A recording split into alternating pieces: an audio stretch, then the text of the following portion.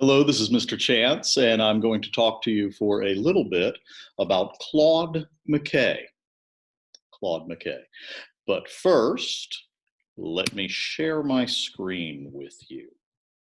This will be very exciting, I'm sure. That way you'll be able to see what I can see. Excellent. So that's Claude McKay there in the picture. And Claude McKay is a Catholic writer and poet.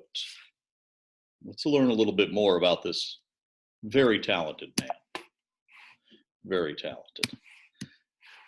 Claude McKay was born in Jamaica in 1889. He came to the United States in the early 1900s to attend college.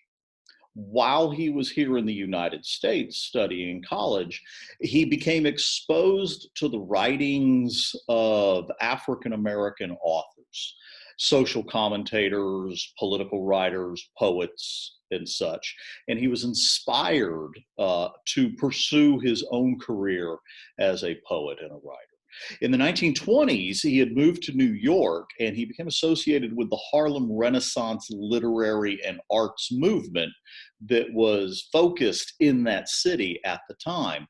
And in the next several decades, Claude McKay would publish 5 novels, 4 collections of poetry, 1 collection of short stories, 2 autobiographies, as well as numerous essays. He wrote a lot. He published a lot. He was very well known within that sphere of early 20th century American literary figures. And in his writing, he tackles themes related to alienation, to loss of home, because he'd left Jamaica, come to the United States, right? And when he got to the United States, he didn't really fit in. So he felt alienated. And then in the United States, he comes to experience the type of racism that was present in the United States at that time. And this was often a very violent form of racism.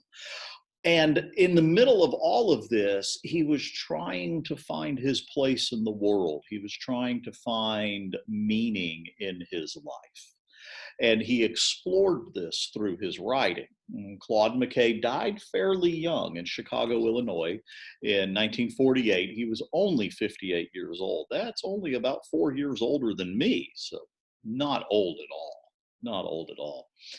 Now, the reason I like poetry is what it lets me do is it lets me, in a way, to a limited extent, experience what life is like through the eyes and experiences of another person.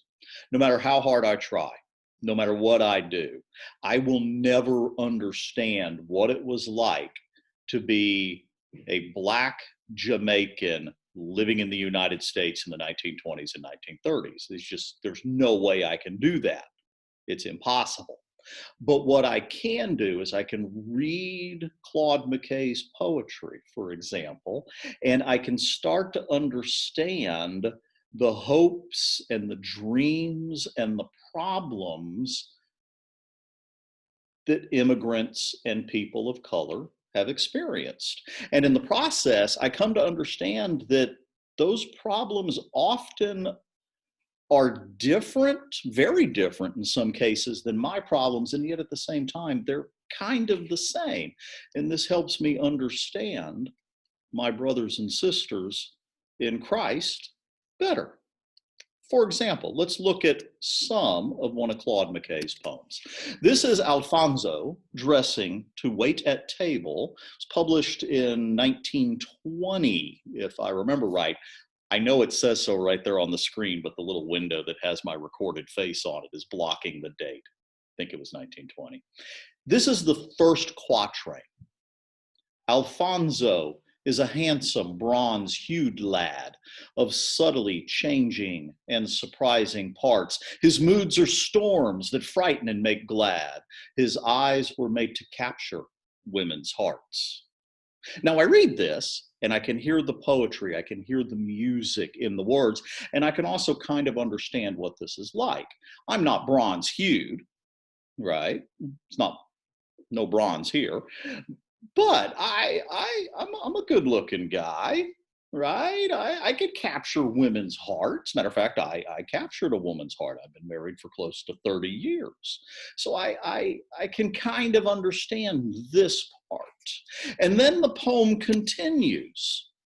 Alfonso's voice of mellow music thrills, our swaying forms and steals our hearts with joy. And when he soars, his fine falsetto trills are rarest notes of gold without alloy. Ah, see, now I learned something here. Alfonso sings and he sings beautifully, right? And when people hear him sing, they're happy and they want to dance. They almost can't help but dance. And it's just beautiful listening to Alfonso. And this is something I can't relate to because I sing, but I don't sing well. Usually when I sing, people tell me to stop. It's kind of sad. I wish I could, but I can't. So this lets me know Alfonso's got a gift. He's got an amazing talent, a talent that I don't have that I wish I did. But Alfonso also has a problem because we know from the title of the poem, he's dressing to wait at table. Alfonso works in a restaurant. He's a waiter. He's not a singer. This is the last part of the poem. But, oh, Alfonso, wherefore do you sing dream songs of carefree men in ancient places? Soon we shall be set by clamoring of hungry and importunate pale faces. Obviously talking about white people there. Very interesting. And I love that word importunate.